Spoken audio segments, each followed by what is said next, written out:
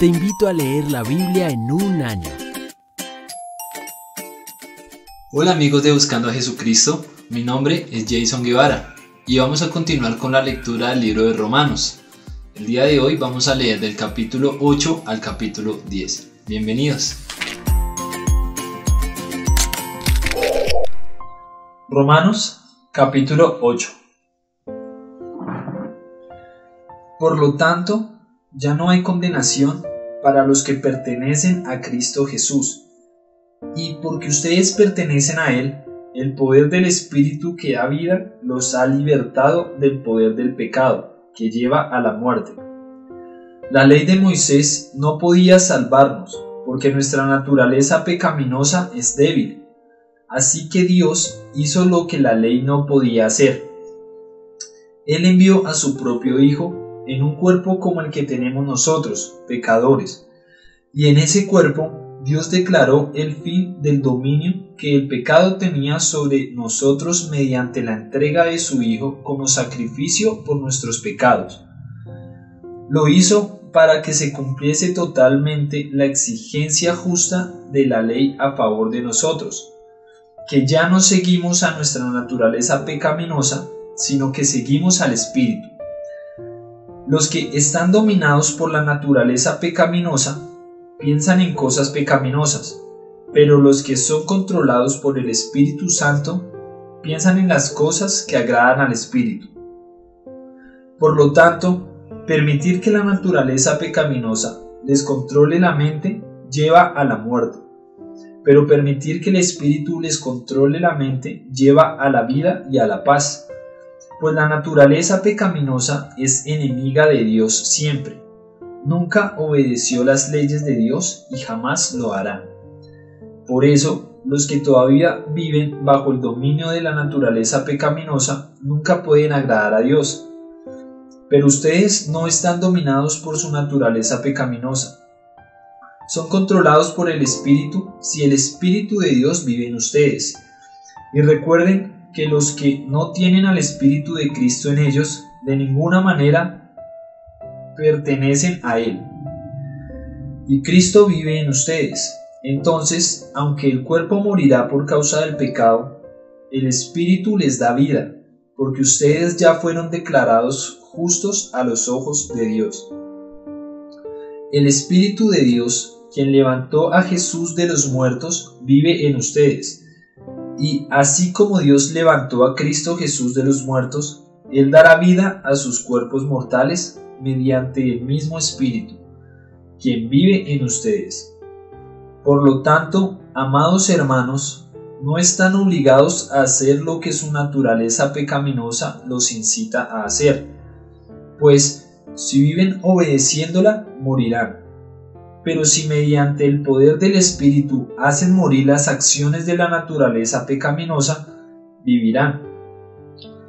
Pues todos los que son guiados por el Espíritu de Dios son hijos de Dios, y ustedes no han recibido un espíritu que los esclavice al miedo. En cambio, recibieron el Espíritu de Dios cuando Él los adoptó como sus propios hijos. Ahora lo llamamos Abba Padre. Pues su Espíritu se une a nuestro espíritu para confirmar que somos hijos de Dios. Y como somos sus hijos, también somos sus herederos. De hecho, somos herederos junto con Cristo de la gloria de Dios. Pero si vamos a participar de su gloria, también tenemos que participar de su sufrimiento. Sin embargo, lo que ahora sufrimos no es nada comparado con la gloria que Él nos revelará más adelante, pues toda la creación espera con anhelo el día futuro, en que Dios revelará quiénes son verdaderamente sus hijos. Contra su propia voluntad, toda la creación quedó sujeta a la maldición de Dios, pero con gran esperanza. La creación espera el día en que se unirá junto con los hijos de Dios a la gloriosa libertad de la muerte y la descomposición.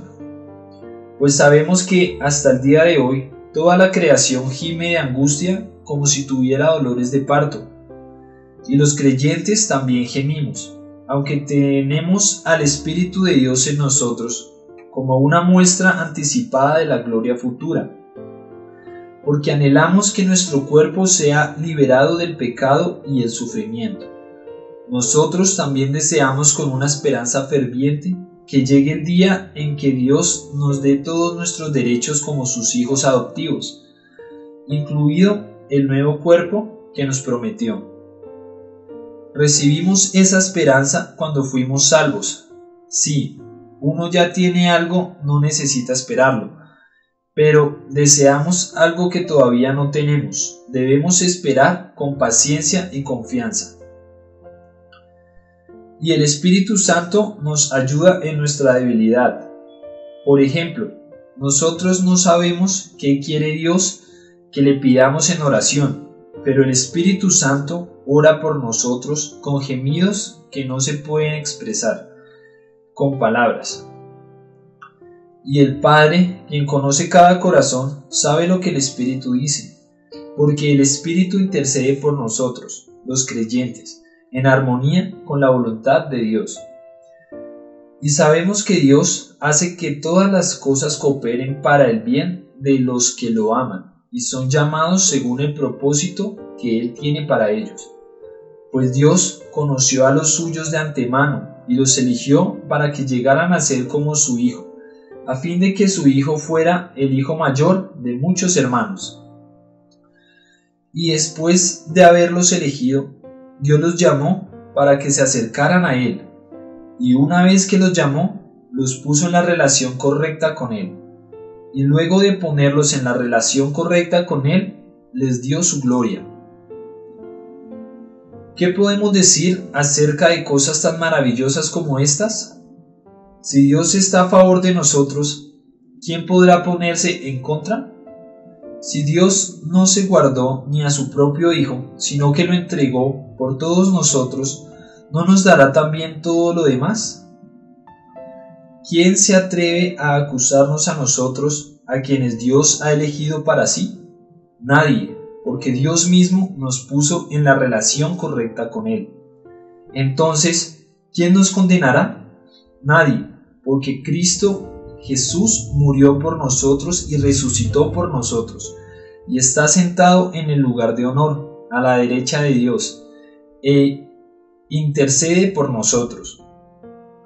¿Acaso hay algo que pueda separarnos del amor de Cristo? ¿Será que Él ya no nos ama si tenemos problemas o aflicciones, si somos perseguidos o pasamos hambre, o estamos en la miseria, o en peligro o bajo amenaza de muerte? Como dicen las Escrituras, por tu causa nos matan cada día, nos tratan como a ovejas en el matadero. Claro que no. A pesar de todas estas cosas, nuestra victoria es absoluta por medio de Cristo quien nos amó. Y estoy convencido de que nada podrá jamás separarnos del amor de Dios, ni la muerte, ni la vida, ni ángeles, ni demonios, ni nuestros temores de hoy, ni nuestras preocupaciones de mañana. Ni siquiera los poderes del infierno pueden separarnos del amor de Dios. Ningún poder en las alturas, ni en las profundidades. De hecho, nada en toda la creación podrá jamás separarnos del amor de Dios que está revelado en Cristo Jesús nuestro Señor. Romanos capítulo 9. Con Cristo de testigo, hablo con toda veracidad. Mi conciencia y el Espíritu Santo lo confirman. Tengo el corazón lleno de amarga tristeza e infinito dolor por mi pueblo, mis hermanos judíos. Yo estaría dispuesto a vivir bajo maldición para siempre, separado de Cristo, si eso pudiera salvarlos. Ellos son el pueblo de Israel, elegidos para ser los hijos adoptivos de Dios. Él les reveló su gloria, hizo pacto con ellos y les entregó su ley. Les dio el privilegio de adorarlo y de recibir sus promesas maravillosas. Abraham, Isaac y Jacob son los antepasados de los israelitas, y Cristo mismo era israelita en cuanto a su naturaleza humana, y Él es Dios, el que reina sobre todas las cosas, y es digno de eterna alabanza. Amén. Ahora bien, ¿acaso Dios no cumplió su promesa a Israel? No, porque no todos los que nacen en la nación de Israel son en verdad miembros del pueblo de Dios. Ser descendientes de Abraham no los hace verdaderamente hijos de Abraham. Pues las Escrituras dicen: Isaac es el hijo mediante el cual procederán tus descendientes, aunque Abraham también tuvo otros hijos.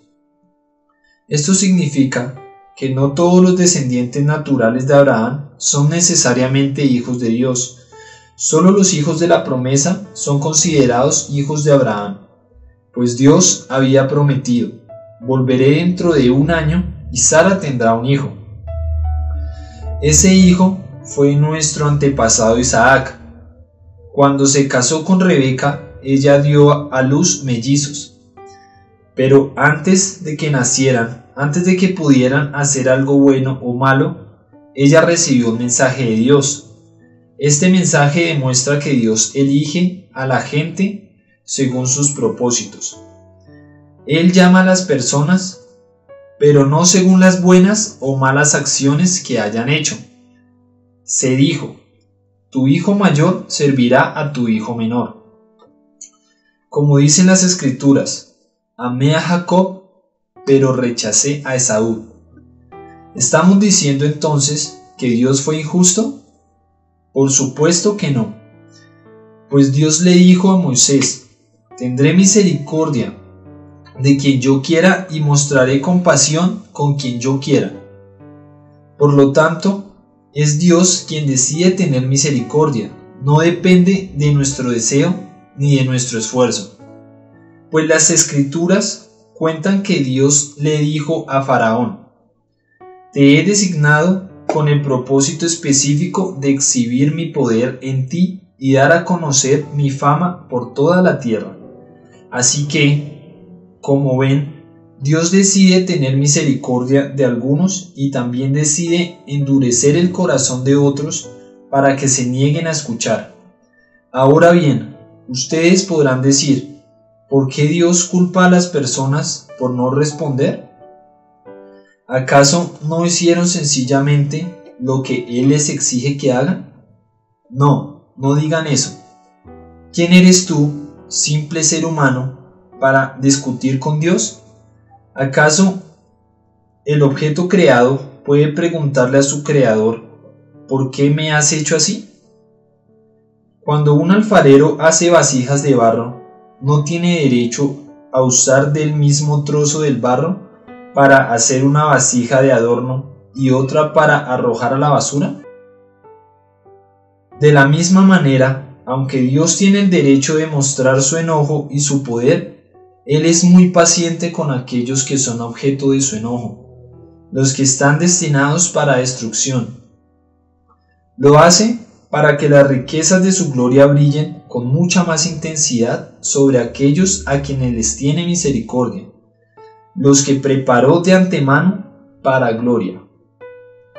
Y nosotros estamos entre los que Él eligió, ya sea del grupo de los judíos o de los gentiles.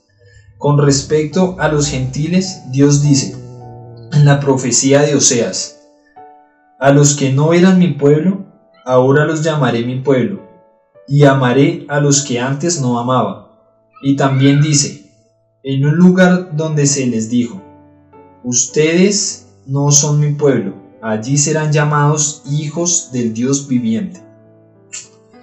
Con respecto a Israel, el profeta Isaías clamó: aunque los hijos de Israel son tan numerosos como la arena de la playa, solo un remanente se salvará.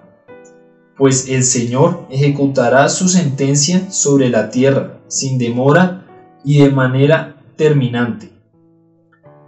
Y lo mismo dijo Isaías en otro lugar: si el Señor de los ejércitos celestiales no hubiera perdonado la vida a unos cuantos de nuestros hijos, habríamos sido exterminados como Sodoma y destruidos como Gomorra. ¿Qué significa todo esto? Aunque los gentiles no trataban de seguir las normas de Dios, fueron declarados justos a los ojos de Dios, y eso sucedió por medio de la fe.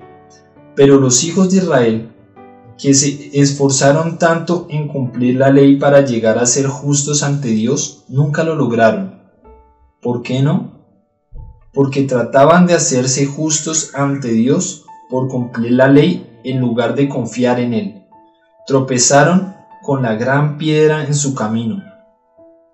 Dios se lo advirtió en las Escrituras cuando dijo: «Pongo en Jerusalén una piedra que hace tropezar a muchos, una roca que los hace caer, pero todo el que confíe en Él jamás será avergonzado». Romanos capítulo 10.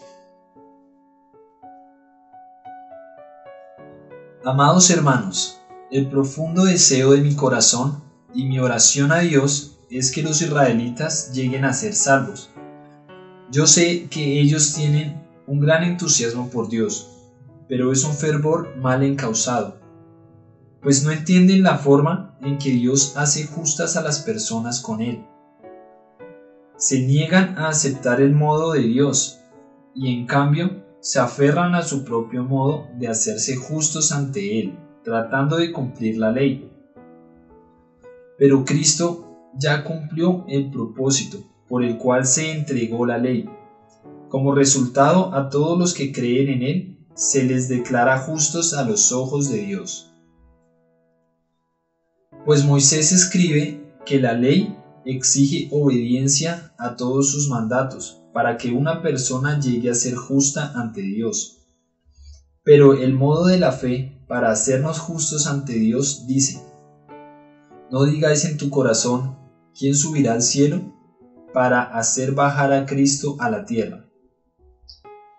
Ni tampoco digas, ¿quién descenderá al lugar de los muertos para volver a Cristo de nuevo a la vida?».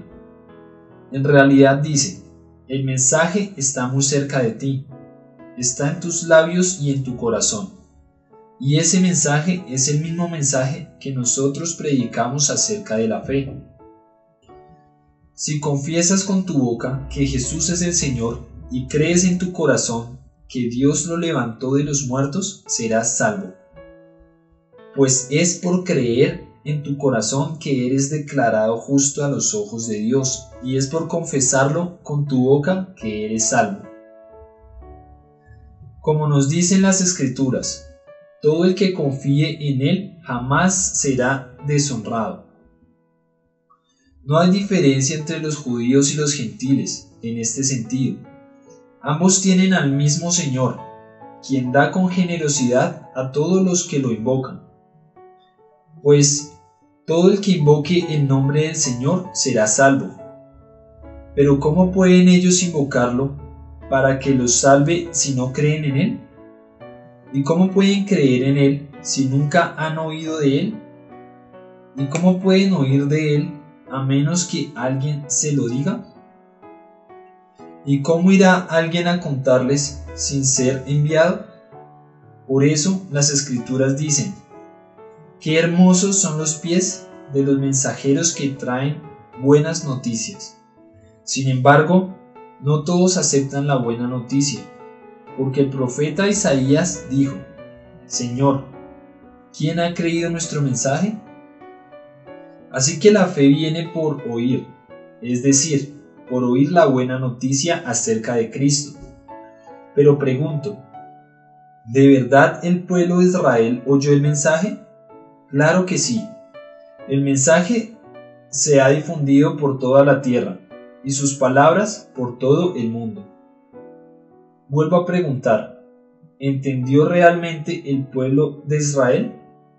Por supuesto que sí, pues incluso en el tiempo de Moisés, Dios dijo: «Despertaré sus celos con un pueblo que ni siquiera es una nación. Provocaré su enojo por medio de gentiles insensatos». Luego, Isaías habló audazmente de parte de Dios y dijo: me contaron personas que no me buscaban, me mostré a los que no preguntaban por mí.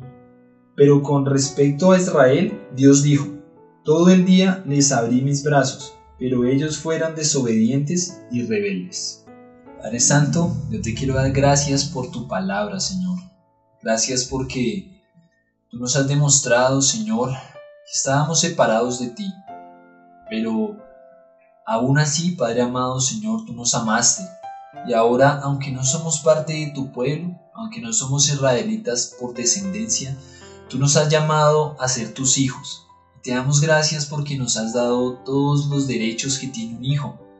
Te doy infinitas gracias, Padre amado, porque quitaste de nosotros el peso de la ley, el peso del pecado, Señor.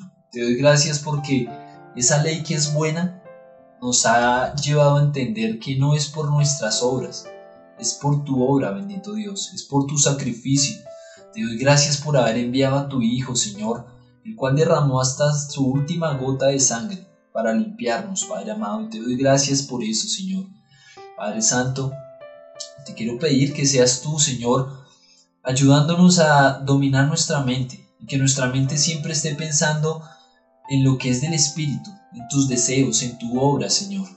Te pido estas cosas en el nombre que es sobre todo nombre, y te pido que esta palabra que tú traes hoy y que traes todos los días sea vida en nosotros, Señor, y se quede en nuestro corazón, y que por lo que salga de nuestros labios, Padre amado, muchas más personas puedan llegar a conocerte.